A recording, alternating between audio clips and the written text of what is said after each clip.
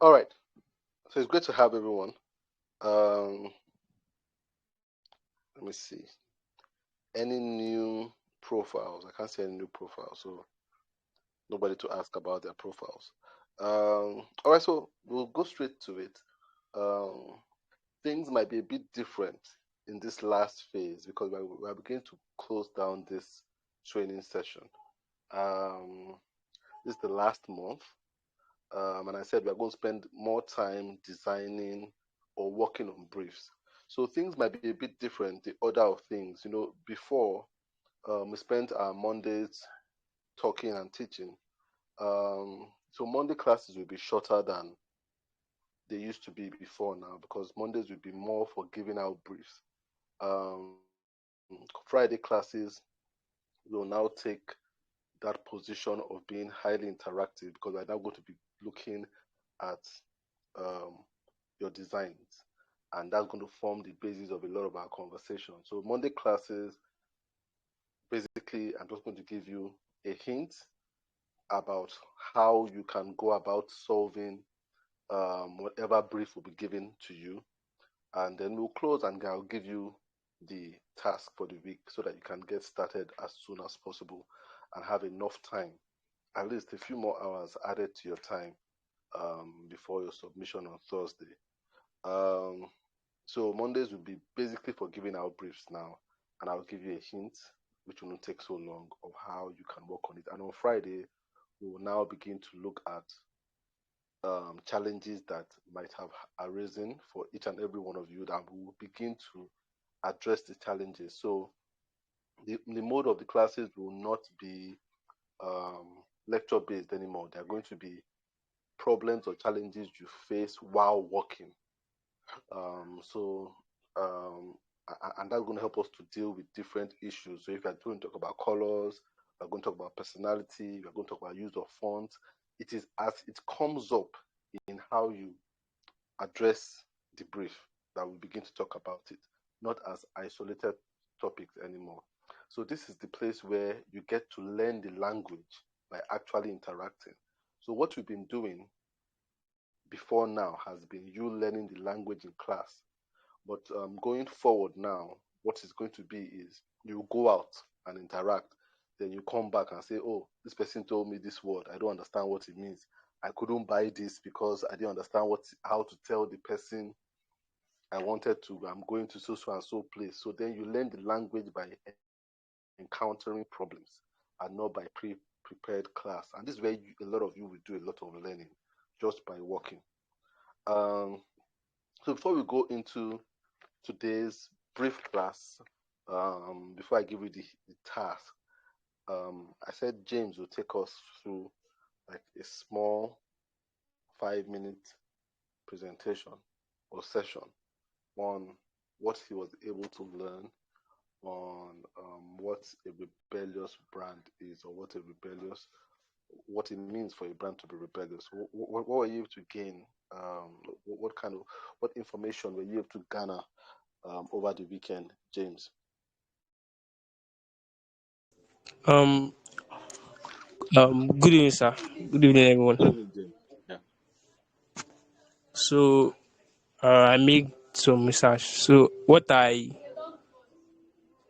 gained was that a rebellious band is firstly a rebellious word. It actually means outlaw, to break law, and a rebellious band is to choose to choose to be different from others, to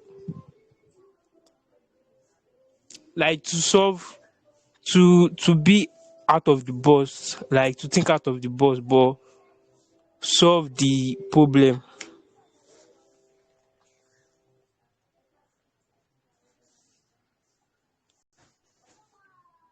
Okay, go ahead. Go ahead. Go ahead. Like for example, Hmm. Uber. For example, All right. Uber is a transportation brand. Okay. So most of the car transportation are taxi and a taxi, so they choose to be yellow taxis, Mm, but them they choose to be maybe like black and to order taxi from your house, from your home. And they also use different type of car, and they don't only use that type of taxi, that all this type of car like Cola or something like that. And also iPhone. iPhone is a rebellious brand, because most of the phone then are um let's just say Android now. Most of us are using Android, but them to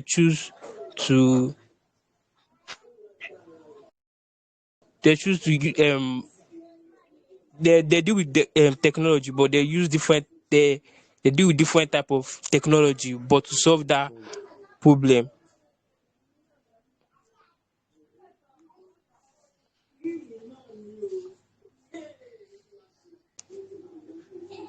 Okay, great. Is there anything you want to add to what you said so far?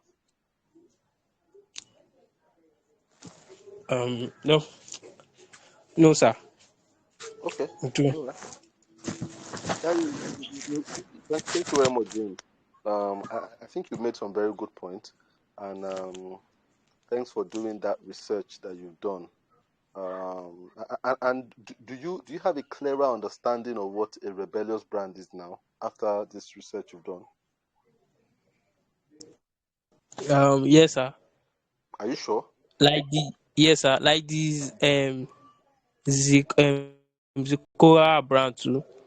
Yes. Most of the juice brand are for almost for everybody.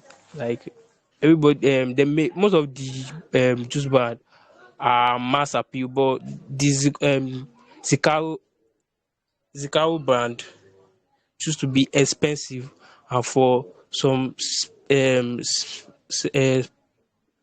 a set of people, like a classic juice brand. Great. Great. So now I'm convinced that you understand at least more than on Friday what that term rebellious means. And you've done a good job by stating these examples. And I like the fact that you started out by even defining that word, rebel. Who is a rebel? A rebel is an outlaw, someone that goes against the grain, goes against what a society might see as a norm. It goes against the norm, it breaks the norm. That's a rebel. And I like the fact that you've talked about Uber. Uber is a very rebellious brand because they broke what our mentality of ordering a cab or calling a cab was. So you see, before when someone was coming in a cab, you could identify people in cabs just by looking at the vehicle. But now you can't identify who is in a cab and who is in an Uber anymore. It's like everybody seems like they're in their private car. They changed the model by which you order, whereby before you had to go out to the street and call them or flag them down, but now you have to use an app to call them. I like the fact that you spoke about what was the second brand you spoke about that was rebellious. What was the second brand Apple. you spoke about? Apple. Talk about Apple, where everybody was running on this Android Jelly Bean platform, but they now created their own, which was different, which was that iOS platform. It was, for them just saying that we want to run on our own technology, totally different from what every other person was doing. It's rebellious. You understand? And that's a good example. Another good example is Airbnb, where if you wanted to go into any form of um, um, what's the word, hospitality or hoteling, whatever it is, you had to have like landed property. You must have your land. But Airbnb ran this without having any form of landed property of their own. So they were using other people's property to run a business, a hospitality business. So it went against the grain. And yeah, that's what a rebellious brand is, when you do things that are kind of opposite to the way people in the industry have always been doing it. So thanks a lot for making for that presentation, James. Um, I think you did a good job doing your research on that. All right, so today we'll go right into it. Um, the last time last time we were talking about this Zikora brand. Um, One thing I realized was a lot of us designed based on our design was still largely influenced by our own personal experiences, what we see of Jews, what we know. And that's understandable because that's the last thing to go as a designer. That's the last thing that will go. That little bit of your own personal bias. That's going to stay for a while. So you always design from your own perspective, from your own vantage point. But the moment you can let that go, you will begin to do work that will begin to inform you and impress you at the same time as a designer. So you will be informed by your own work, you will be impressed by your own work, and you will never come to that place where you get bored of working as a designer because it's a new experience all the time. So one thing that helps us to break our own way of seeing the world is by doing research. And one of the things we will do when you're working on a design project is to come up with what is called a mood board. Sometimes, when I started designing, I wasn't designing with a mood board when I started out. It was not until much later that I caught on to this thing called a mood board. And what a mood board does is that it bridges the gap between communication and idea, communication slash idea with design. So a lot of times when you start a project, you and the client are communicating, you are talking, and they're telling you what they expect. You're telling them, you're interacting. So they're like, oh, we want to build a premium brand that deals with juice and stuff like that. Like, okay, yeah, I understand. And but to show that you understand, you come up with a mood board that shows the feel that you are going for. So this mood board, you don't design the logo at all. But you're saying, is it going to feel something like this? Now, what a lot of people do is a mood board in itself is very broad. But you see, there's some people call a mood board a stylescape. So you see, there are two things you can call it: a mood board, a stylescape. But what it just shows is the mood, what you're going for mood-wise. What's the feel of this thing going to be? And a lot of times you might have to go and research images that convey that personality that we are going for. So you see, I took some time to try to look at some brands on Instagram. So let me start sharing my screen.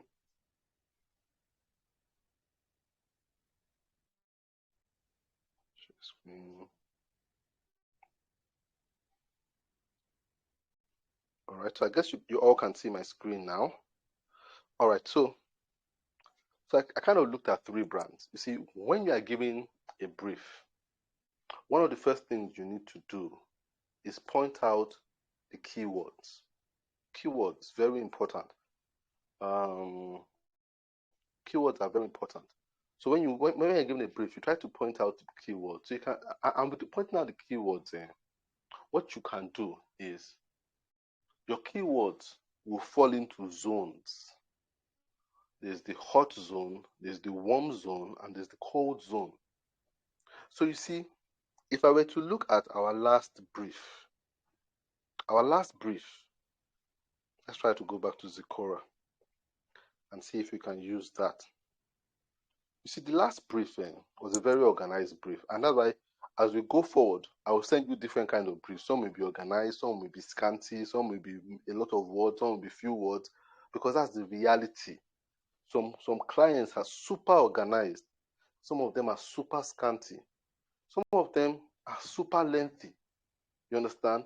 Some of them go straight to the point, and we will deal with those kind of briefs. Like this one I gave to you, you can see it has company description, our target audience, job description. So it itemizes everything for you very easily. The one I'll give you today is not like this.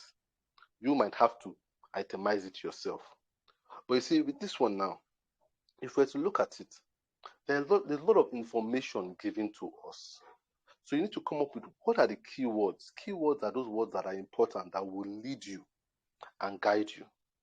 And the truth is that we're trying to come up with 3 major keywords. 3. If you can get 3, that's good to guide us. When it starts going beyond 3, it gets a bit confusing. So you want 3 major keywords. So look at this Zecora. It says we're a company that makes and distributes African-inspired fruit drinks. So we start putting out keywords here. African-inspired, one keyword. Fruit drinks, another keyword. And you can even call it fruit and drinks, but it's fruit drinks. Let's even put together so we don't have too many. Fruit drinks, another keyword. Our main product is made with fresh ingredients. Fresh ingredients, keywords. And we have stores worldwide. Worldwide business or global, keyword, put it there. You now go. People with our target audience is people with upper class income earners, keyword. We want to convey a sense of premium nourishment, premium essence, keyword. Using everyday tropical fruits. We've already said fruits, but if you want to put tropical fruits there, put it keyword. While fruits are generally inexpensive, we want to be positioned as the Dom Perignon of fruit juices. Dom Perignon, keyword. So you see, we have our keywords there. Now, you now need to look at your keywords. Some of them are cold, some are warm, and some are hot. We only want hot keywords. The 3 hottest keywords are the ones that will guide us the best. So the key hottest keywords, how you get to know the key hottest keywords?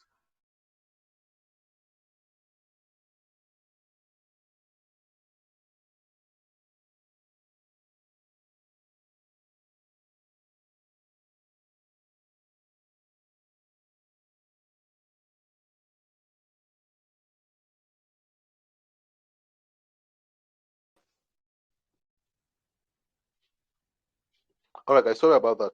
There was a call that was just trying to come in. That's why I went off for a while. So if you want to know what your 3 hot keywords are, you look for those keywords that show a sense of intention. So you're looking for those words that shows the client's intention. You understand? So those keywords that are like, we want to, we would like to, we want, we would like. That's very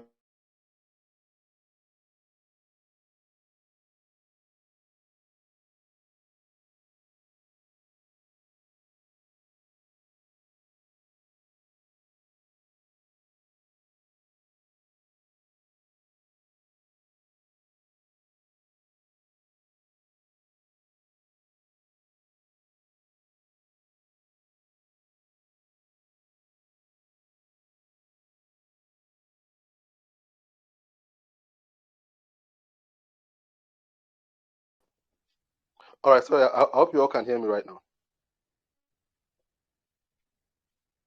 Yes, sir. All right. Sorry for that, for those interruptions. Okay, so um, when I was talking about your hot keywords, those ones that show intention, where the client is saying, we would like, we would like, we want, we would like, we desire, all those things. Very important that you note those ones, because those are hot words. All those we would like, we want, we target. You understand? All those things that show an intent or a desire. Because the truth is that when you are done designing, the first thing the client will look for are those things they desire. The second thing the client looks for are those things you recommend. The third thing are those cherry on top, those things you just decided to add that just make it look prettier. First thing clients look for, what they want. Second thing they look to, what you've recommended. Third thing, what you've added. You understand? But a lot of times, designers mess it up. They start with what they add and what they recommend. Then they garnish it with what the client wants. The client always looks out for what they want first. So you must put forward solving their problem first. When they see that their problem has been solved, then they will give you audience to see what you wanted to say. So it's when you solve their problem that they will be like, okay, you solved that problem, like, okay. Then they want to hear what you had to say. Then they want to see what you gave them as an extra bonus. That's what makes a client happy at the end of the day. But a lot of designers just want to say what they want to say first, how they think the design should go, and they ignore everything the client has said, and that really upsets clients. You understand? So what the client wants, hot. What the client wants is always the hottest thing. So you can see here, given this our brief, what are the things the client wants? When we look at it, the client says they want an upper class income earning audience. So you must solve that problem first through your own skill as a designer to make it appeal to the audience they want. Once you can solve that, you begin to make the client happy through your presentation. The second thing they say they want is that they want their positioning to be in a particular direction. They want an essence of something that already exists. So you can see in your position in your presentation, you must be able to reference what they said they wanted and just say, just like you said, like Dom Perignon positions itself. We've tried our design to position ourselves too like this. You see how Dom Perignon has used this to this, and we've tried to use this for this too. You understand? That's what makes a client happy. They feel like if you had listened to them. You understand? So there's positioning and there is the audience that they said they want. So when you write that down, I'll say one of the things you want to look at here is we are looking for something that looks premium and that looks expensive. And so those words, premium, upper class, Dom Perignon, those are your hot words.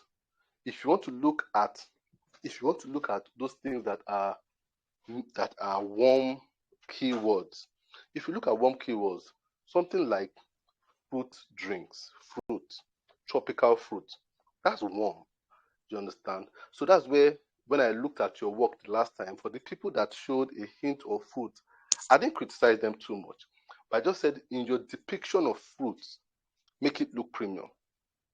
But there's some people that didn't show fruit at all, and they were not criticized at all because it was warm. It's a warm keyword. If you put it there, it's your own suggestion of saying, let's put something here that is kind of deciding what industry these people are in.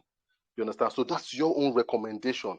If you decide to put a leaf there or an abstracted fruit, that's your recommendation. But it must fall below premium and expensive and Dom Perignon positioning. You must fall within that. You understand? So those are warm. Those ones are warm. They are warm keywords. But now, when you look at cold keywords, all that worldwide global stuff, that's cold. It doesn't have much to do with the delivery. So when you look at that's cold, African inspired, cold. Do you understand? Because beyond that, there's nothing else in the brief that shows us that they desire for that to be at the forefront. But you see, those are the kind of things that at the end of the day, if you put a splash of it there, the client will appreciate it. So when you just say, oh, we just put this little thing here when we're doing the mock-up for your packaging, on the strip, on the side of your boxes, we put some Ankara patterns there. Just because we want to show some Africa, they will appreciate it because it's icing on the cake. They're like, okay, we really didn't care so much about that, but this person has put it there and they appreciate it. So you've gone from presenting your hot ideas, which is what the client is looking out for, then your warm ideas, which is those things you want to say, to those cold things that are just icing on the cake that the client will appreciate when all those other things have come before your cold ideas. So one of the things that we looked at was how do you get inspiration? So a lot of you did mock-ups, and from your mock-ups, I could see that your images did not show a true understanding of the spirit we are going for, and that shows that the key wordings were not very strong. So today we're going to be looking at how to come up with keywords. So you see, we have these brands here. The first one I looked at was Dove. Now Dove is a soap. For you guys that don't know, Dove is a soap. It's a very popular soap that's been around for a while. When you look at their audience, if I'm going to look at Dove's keywording, their keywords focus a lot on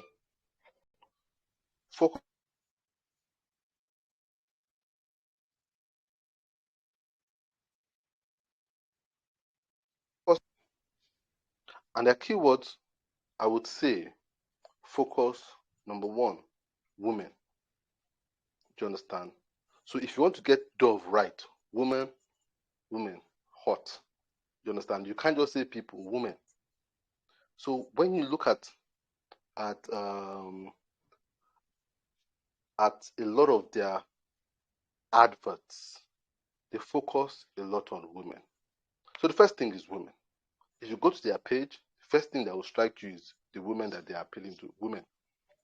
It's 90% women photography.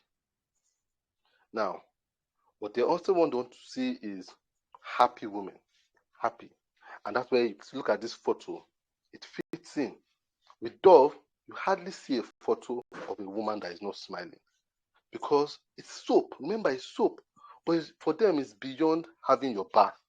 So soap, even on the keywording, is so low. It's almost cold on your keywording for Dove.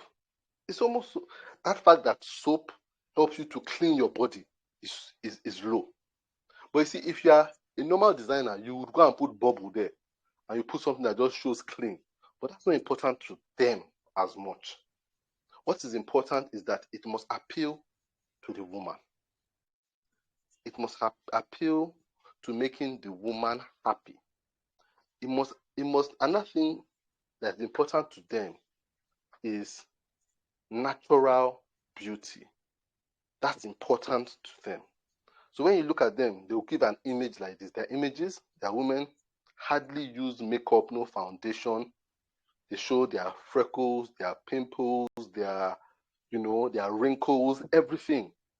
So you can see this image now. This is a Dove image. Because for them, natural beauty is of utmost importance. So you can see, you hardly see a Dove advert where the woman is using hair extension or wig. It's not in their personality. The person must be relatable 100%. So they want the natural looking woman that is hot. So when you are looking at their mood boarding, you see images like this, images like this. Then there's also a woman that is comfortable in her body. So you are looking for a woman that is comfortable and confident in a woman. So not just natural looking, but confident in her body. So you have images like this. So Dove is very rebellious because you know what? Other brands, when they are skincare brands, they promote a particular stereotype of woman who is skinny, who has flawless skin, who is long flowing hair. You understand? She looks like a model. Dove is doing the opposite. Their models look like this woman. Do you understand? So their own is, you must celebrate your body, celebrate who you are, be comfortable. And that's what does that have to do with soap? You think about, and that's why sometimes when I tell you, be researching a particular industry when actually you shouldn't be researching. You are working for a company that is making soap, but this company is more about mental health.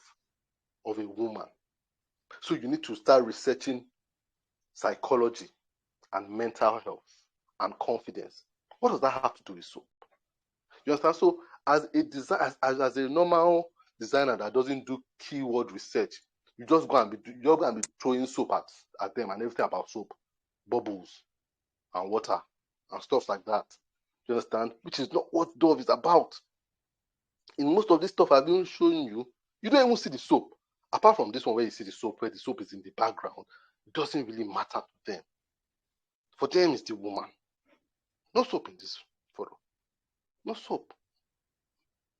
So it's more about that thing that you think is secondary, is primary for them. Then another word that will come that is hot with Dove is mother. So when you look at it, they target the woman not in her teenage years, but a woman that has given birth. Because they realize that nothing changes the body of a woman more than childbirth. And they realize how much pressure it puts on a woman when she gives birth, that her body has changed so much. It affects her psyche. It affects her self-perception of her body as attractive. And they want to come in there to make them know you are still attractive. This thing is a normal thing. So they say they allow women to embrace that journey of being mothers and everything that comes with it. So you can see a photo like this too also is something that would convey the essence and personality of Dove. As what kind of brand?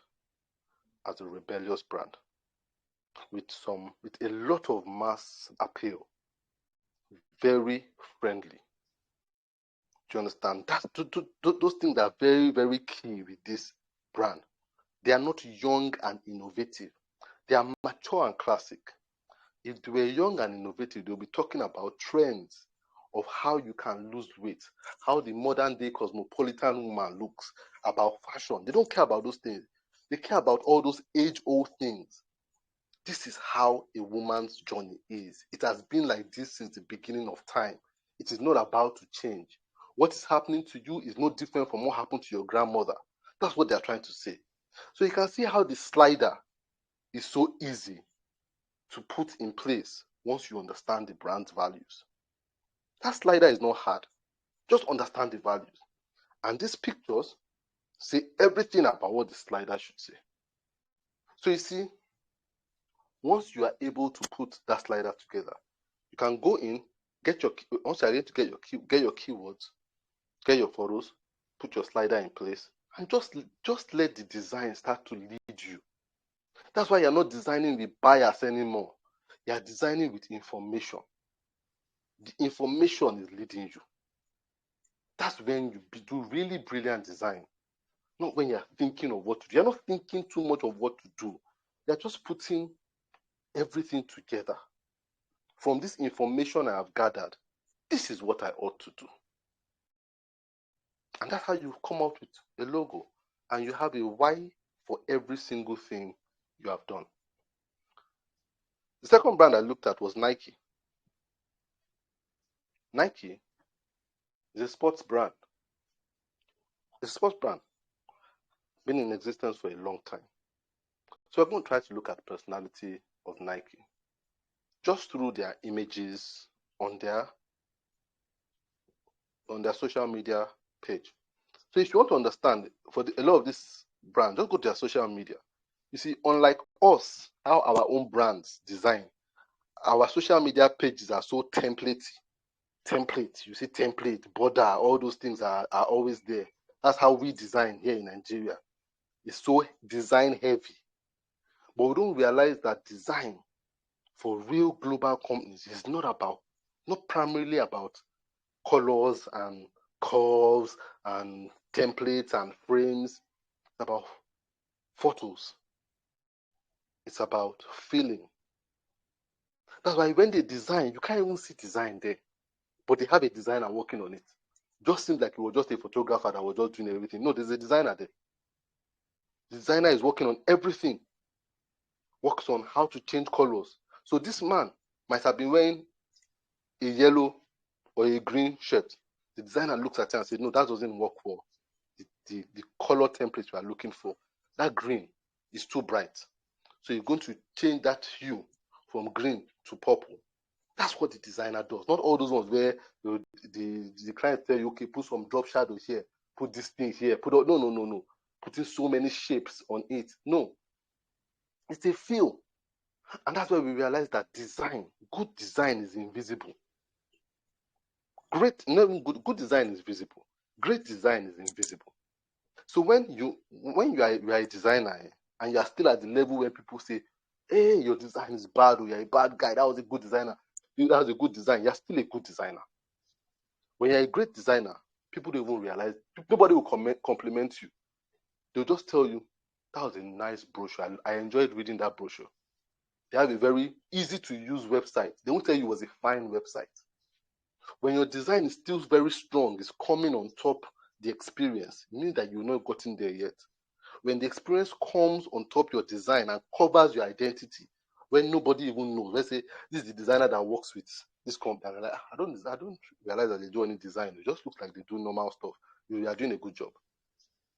So when you look at Nike, see what I just showed you with what they call it, Dove. You don't see design there now. You don't see design. But there are designers working on it. For the layman, all you see are photos because the design is so sublime, so suppressed to the experience. The designer is not trying to show himself as a bad guy. He's showing so much restraint so that the brand can come to the surface. That is empathy. But when you're like, man, I must show myself, and then you're thinking of Photoshop and Illustrator. When, to be honest with you, all you just need to do is just change some colors, brighten some eyes, and enhance a smile. Put some blush in the cheeks so that the person can show some kind of vitality in the face. That's core design. When you can work on the lighting and say, oh, this lighting must look, it must look like a normal room where the light is too harsh, and you can say, okay, I want to cut up that jeans a bit. That's design.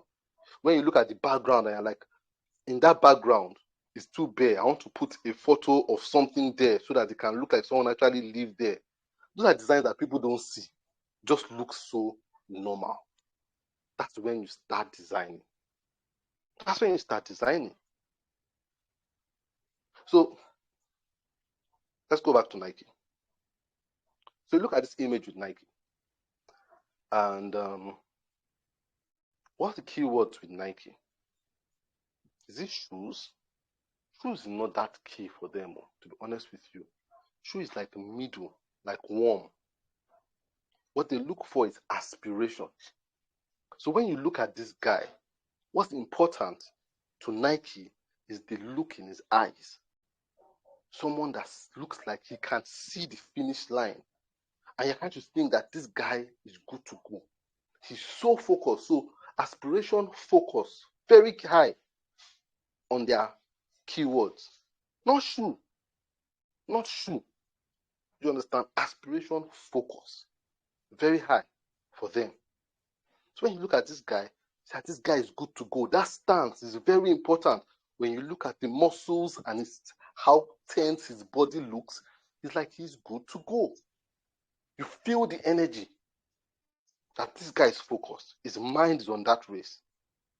They are not trying to push their logo in your face. Please, can we all mute our mics? If your mic is on, please just mute your mic, please. They're not trying to push the logo, which is what a lot of Nigerian companies try to do. The first thing is, that our logo is not showing well. Please let that guy adjust the singlet. Push that logo up a bit, let them see it. No, that's not as important to Nike. It's that emotion. It's that emotion. They're more about what his face look like. how those veins are popping in his arms. It shows that this guy has done a lot of exercise, a lot of warming up to this very one race that is about to run. Those things are more important to them. When you look at this, the same thing too. You look at the motion is important to them. That motion is important. So when you look at hierarchy or keywords, we look at focus, aspiration, motion. Very important. That is how they are able to come up with their images. Does it show any of those things? Not the shoe. The shoe might be there, but it's not that high. The beauty of the shoe is not about as important. What they are trying to show with this photo is how effortlessly this woman seems to be running with these shoes. How comfortable it seems for her to be able to run with it. A runner is attracted to these shoes. So even if people still wear Nikes and can't even run to save their lives, they are still focused on that experience for the athlete. So when I was saying, oh man, those shoes look so light when they look at it. It looks light. That's what the runner is attracted to. Shoes that seem comfortable and light. Those tracksuits, those tights that she's wearing look so nice on her. Look so light. Look like if it's not hindering her stride. Next thing here, you can see here, it's still that same aspiration. So when you see a photo of Nadal, what they're showing is his intensity when he plays. How much he wants to win. How much he hates losing. It's that intensity. You can see through the photo. That's what they're trying to show. So you can see all these things that we kind of prioritize are just us trying to show ourselves. To be honest with you, there are other things that go into branding beyond the obvious. They are the more emotional things. So you see, for everything I've shown you now, you will see focus, aspiration, motion. Those things very important for Nike. Very important for them. So it's beyond shoes. So you see that even though you are working for a sports clothing company, you are still going more into researching psychology. Still researching people. You understand? Emotion. So you can see, it doesn't mean because you're working on a logo for a sports shirt, you're not going to go and look for. No. So you need to look for, so when you're designing a logo, you're designing a logo that will help convey this emotion. That's why with Nike, that swoosh that you see there just falls so well in all the photos. Looks so good in all the photos. In all the photos. It falls so well. It syncs so well in all the photos. This last one, you see a woman with gold medals and medals just on her neck. You can see there that this shows somebody has aspired and has achieved. So achievement too, very high. You understand what I'm saying? So you see all these things come through. So when the person wanted to design for Nike, they will show images like this: somebody running, somebody about to start a race, somebody frustrated about missing a hit, and somebody with medals. That's what helps them know that you understand what the personality of the brand they are going for. But the person that doesn't understand will just be showing shoes. They'll be showing tennis shoes, football shoes, sneakers, trainers, jackets. That's not what they are selling. What they are selling is aspiration, a spirit of focus, of excellence, of achievement, and motion. That's what they are selling.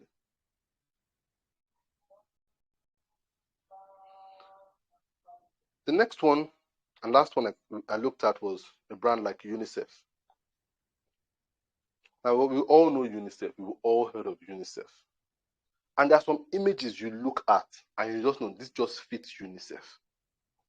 Unicef is about child empowerment. education, access to amenities and infrastructure to children. That is what they are concerned with. So when you are doing a mood board for UNICEF, these are the kind of things you see. These are the kind of images you see. This child drinking water. Do you think UNICEF will take a photo of a child in a nice kitchen drinking a nice cup of water or juice? As nice as that photo is, it doesn't align with their personality. Because their personality is very empathetic, very friendly. You understand? Highly friendly. You see, with UNICEF, it is a midpoint between friendly and authority, and they do it so well, whereby they are approachable, but they are not too approachable in their field. So they're like, okay, it's serious business taking care of these children. It's not friendly like, oh, you all want to be working with UNICEF. UNICEF loves you. No.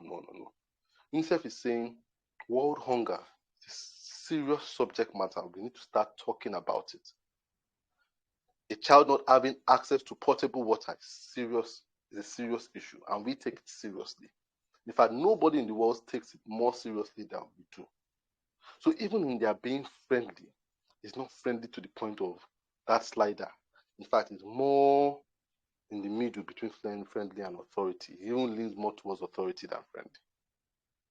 So you need to understand that.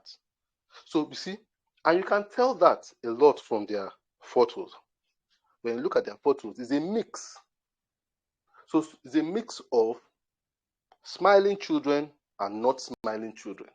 That's why you can tell it's a mix of friendly and authority. So you see this guy, nothing about smiling. This guy is not smiling. This girl is not smiling. These children are smiling. This girl is smiling, kind of. You understand? A soft smile. So it's not one of those, everything is just a happy. No.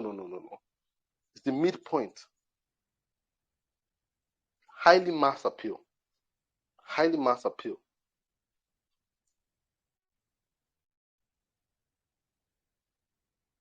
And they're not rebellious. They're more conventional in their approach to solving problems. They're not trying to go against the grain. They're trying to solve existing problems in very conventional ways. So they're not thinking of how to bring laptop to this girl's class. They don't really care about laptop. Just give her a good enough classroom. You don't need to give them tablets. They're not thinking about how to give dispenser to this boy to drink water or some nice expensive machine. No. Just a nice regular tap is okay. That's how they think. It's highly conventional ways of solving problems. They're not trying to go against the grain. They're still addressing hunger, education. That's the same thing. So they're not thinking of any type of changing the model of education. Just give a child education, give them food. You understand? That's what they care about. And you see it in their photography. Their photography, very gritty, very down to earth. You understand? They're not about beautiful scenery. No. In fact, the grittier the background is, the better for UNICEF. So they are very gritty. Gritty is top. It's a very hot word for them. Hot keyword. That's very gritty. Third world. That's very key for them. If they are looking at children, they're just not looking for any kind of child. They're looking for a child that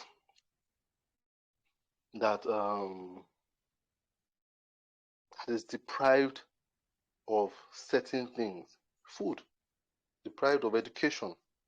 But at the same time, hope is very key, even in their wording. So you see that most of what you see here, most of everything doesn't just show like a hungry child or a child. No, in the end, the child still has access to water, hope. So you might not be gushing water, but there's still hope. You see, hope, healthcare.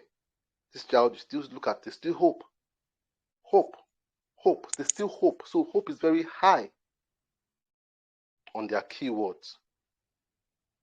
So you see how these organizations have been able to set a mood. When you go to their social media, that is the mood you see. That mood is never broken. That personality is never broken. That personality, and that's what informs the design at all times. For every single one that I've shown you, have you seen any strong design? No strong design, but I can guarantee you, experienced designers worked on this thing. Experienced graphic designers worked on this thing. You understand? But you don't see the design. It's invisible. It gives way to the brand essence. The brand essence, the most important thing. So I will be sharing with you the brief for this week, the task for the week. We are going to design a a logo, and in designing that logo, we are going to write down the keywords, and we are also going to share the images. So 3 or 4 images that informed your design during your research stage. So what you're going to be submitting is the logo, and then you would also submit another sheet. So there are going to be 2 or maybe 2. I don't want anything more than 2. So you have another slide that shows your images. Your images can show like this, like how it's showing here. You understand, where you can arrange them as you want to, but arrange them all on one sheet. But on the same sheet where you arranged your images, write your keywords, your 3 hot keywords from the brief I would give you right now. So your logo and your images. So when you look at your images, your images should be images that when you put the logo that you've designed and you put it on those images, it sits down well on it. You understand? That's what I desire to see. I'm not saying don't put your image on it. Don't superimpose anything. But when you look at it, your logo should look comfortable on your images. So in your own private practice, when you put it there, like, oh, okay, it looks good. You understand? But when you submit, all I want to see are the images, the mood, and I want to see the keywords that you chose, and then your logo. So I'm going to type out or paste the brief for this week. All right. So this is the brief for the week. I'll read it out, and you can see that unlike the first one I gave you, it doesn't have any bold. It's not well structured like that other one where you have segments. And some clients will give you briefs like this. It's up to you to make sense out of it. So it's called Vote. Vote, the secret of masculinity. Vote, the secret of masculinity. So the name of the brand is Vote. The tagline is the secret of masculinity. It is an unmistakably masculine cologne that prides itself on 20 years of intense, masterful development.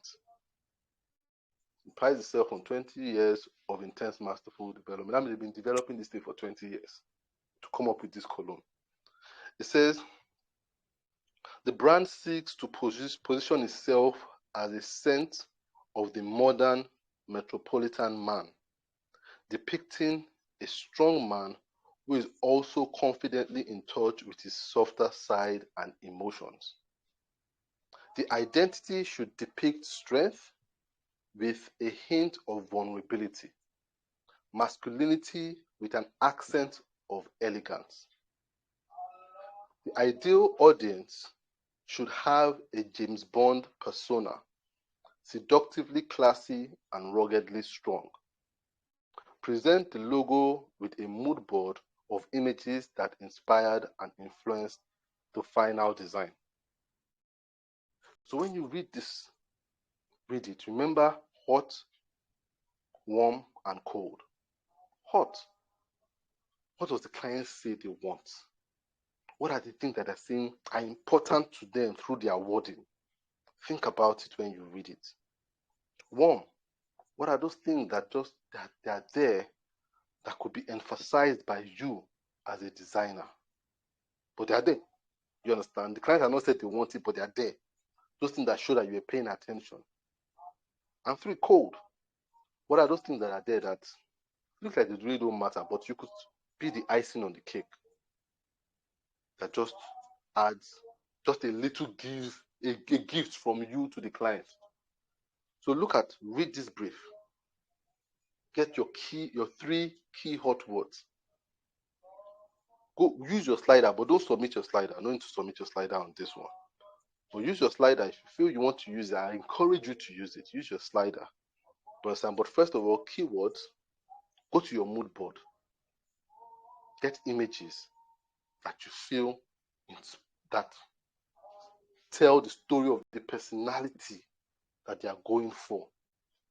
Based on those three keywords, what are the images that reflect those three keywords? Just like with these keywords that we see here, where UNICEF has something to do with hope, with African children, with likely has to do with focus, ambition, that kind of thing. What are those three keywords that stand out for you there? And what are the images that could inspire you to design something for this brand called Volt? And come up with the design. Does anyone have a question with this task that has been given? Any questions? Anybody have a question before we close to this class and I give you the time to go and start your research and start on this project? Any questions from anyone? Any place of confusion? I think it's a pretty simple or direct, straightforward brief. Take your time to read through it. Read through it well. You understand? And try to realize what the client is going for. Remember, they've given you a hint too, just like the person said something about the last one we talked about Don Perignon. This one they're talking about James Bond. If you never watched James Bond before, go and Google James Bond. Who is he? What character? How? You understand? How does James Bond fit into this thing? What's his persona? What's James Bond persona? You understand? It almost seems like a perfume James Bond will use. What is his persona? And how can I communicate that in a logo? What are the images that I need that convey a James Bond essence? So remember, the average designer will be thinking perfume. The great designer will be thinking personality. So you might be researching something else entirely. You understand? So your images don't have to be seeing perfume. If I see perfume, I just realize that this person you don't understand what we are saying here. Let me just give you that hint. If I start seeing perfume on your images, shows that you don't understand what I'm saying. Because the personality is way deeper than that. So when you watch James Bond, the way he dresses, the way he wears his suit, how do you imagine he smells like to start with? You understand? When they put a stack of perfumes down, which one do you think he will go and pick that fits his personality? And what's the logo for that brand that we're working on? So that's the task for the week. I look forward to seeing your design. If there are no questions, then I'll close the class. If you want to go back and watch the video, by all means, please go back, watch the video, listen to everything I've said. If you need like help, study brands, go to Instagram. All these ones I got them from Instagram. Just go to brands and see, okay, how do they pick their photos? You understand? How do they try to communicate an essence? You understand? Do your research. But don't work with bias in your mind. Don't go and design the perfume that you are using right now. Design for the client. You understand? Think of everything they've said. And you realize you'll find the project interesting at the end of the day. Something worth putting in your portfolio. Because that's what we want to do at the end of the day. do work that you can put in your portfolio. That when someone says, "Can I see work you've done?"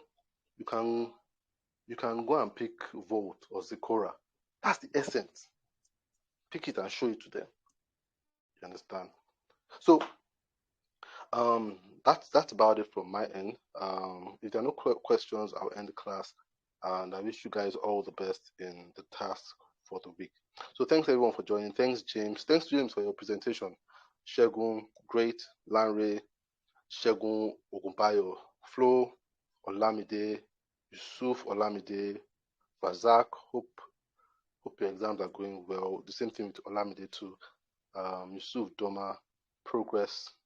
Thanks for joining the class today. All right, guys, have a great evening.